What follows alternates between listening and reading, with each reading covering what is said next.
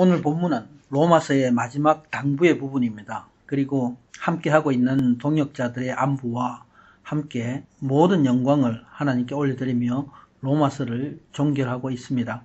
17절에서 20절에서 사도 바울은 어둠의 세력에 속지 말고 순결하라 당부합니다.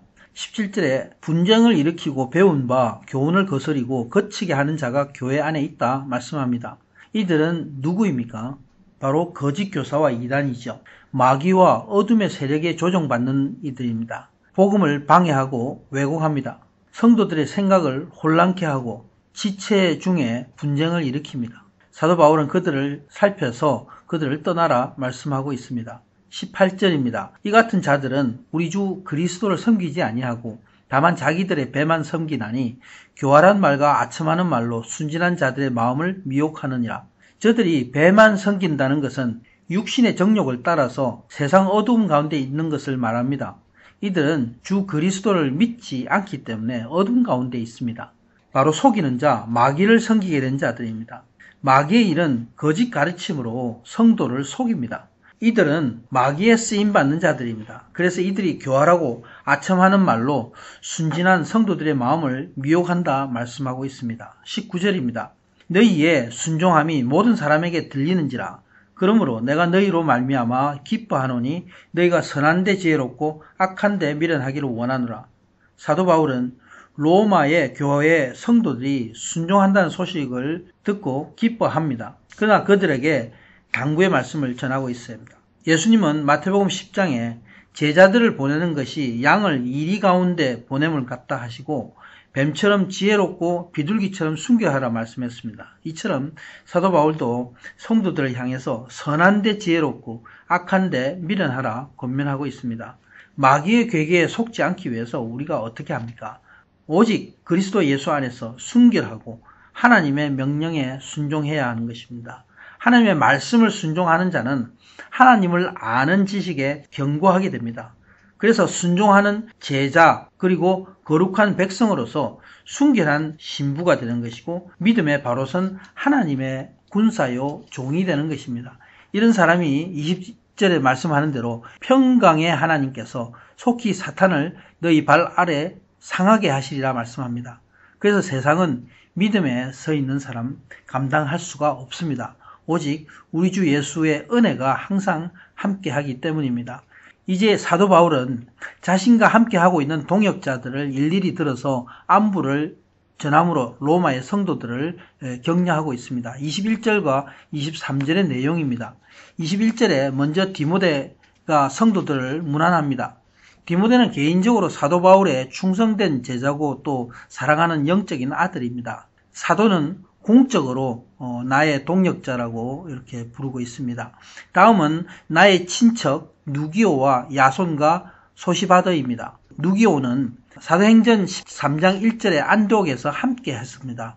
그리고 또 야손은 사도행전 17장에 데살로니가에 있을 때에 사도 바울을 대신해서 고난을 받았습니다.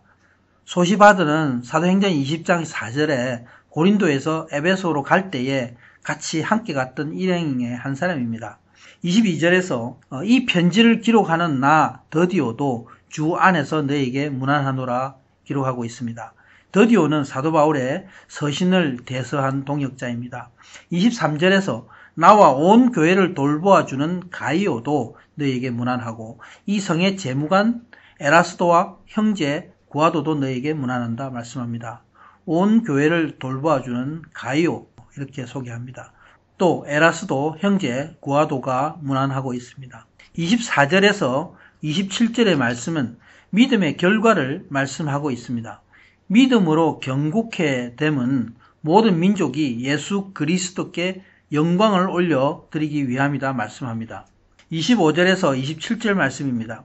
나의 복음과 예수 그리스도를 전파함은 영세전부터 감추어졌다가 이제는 나타내신 바 되었으며 영원하신 하나님의 명을 따라 선자들의 글로 말미암아 모든 민족이 믿어 순종하게 하시려고 알게 하신 바 그 신비의 계시를 따라 된 것이니 이 복음으로 너희를 능히 견고하게 하실 지혜로우신 하나님께 예수 그리스도를 말미암아 영광이 세세무궁토록 있을지어다. 아멘. 사도 바울은 복음과 예수 그리스도를 전파했습니다. 복음은 오직 하나의 복음입니다. 사람의 복음이 아니라 하나님의 진리이기 때문입니다. 사도 바울은 1장에서 복음은 예수 그리스도이심을 선언함으로 시작을 했습니다. 근데 여기서 사도는 나의 복음이라고 말씀합니다. 나의 복음이라고 이렇게 명시한 것은 사도 바울이 믿음으로 얻는 하나님의 의를 집중적으로 논증한 것이기 때문에 그렇습니다. 사도 바울은 2장에서 서신서를 쓰면서 간절히 원하는 것이 있다고 밝히고 시작을 합니다. 그것은 어떤 신령한 은사를 주기 위함이라 말씀합니다. 여기서 이 신령한 은사는 바로 의에 이르는 믿음을 말씀합니다. 하나님이 모든 거듭난 자녀에게 동일하게 주신 하나님의 믿음입니다. 이것을 사도 바울은 은사라 말씀을 했습니다. 나의 복음이란 사도 바울이 바로 믿음을 강조함으로써 율법에 대해서 복음의 능력을 설명한 것입니다. 마치 사복음서의 저자가 예수님을 각기 다르게 묘사한 것과 같은 이치입니다. 이런 면에서 사도 바울은 나의 복음이라 표현을 했습니다. 그러나 로마서도 전적으로 성령님의 인도하심으로 쓰여진 것입니다. 그러므로 복음은 곧 예수 그리스도의 복음입니다. 이 세상에 있기 전부터 있었던 것입니다. 영원 전부터 감추어졌다가 이제 드러난 것이 됐다 말씀합니다. 바로 예수 그리스도가 오심으로써 감추어졌던 계시가 믿는 자에게 드러나게 된 것입니다. 그 목적은 바로 믿고 순종하게 하려 함이라 말씀합니다. 이것이 하나님의 신비로운 경륜의 지혜입니다. 모든 선지자들의 구약의 예언이 성취된 진리인 것입니다. 이 복음은 영원한 것이고 변하지 않습니다. 이 복음은 교회를 견고하게 합니다. 성도를 책망할 것이 없는 자로 세우시게 됩니다. 이것이 로마서의 결론입니다. 하나님이 주신 이 믿음은 나를 순종케 함으로 견고히 서게 하기 위함입니다. 그리고 하나님의 영광 가운데 들어가게 하십니다. 이 복음의 능력, 모든 믿지 않는 자에게 하나님이 베풀어 주신 하나님의 무조건적인 은혜요 능력인 것입니다. 사도 바울은 만민을 이렇게 영광의 보좌로 이끄시는 하나님께 영광과 찬양을 올려드립니다. 구속의 역사를 주관하시는 하나님의 지혜와 예수 그리스도로 말미암아 영광이 세세무궁토록 있음을 찬양합니다. 아멘.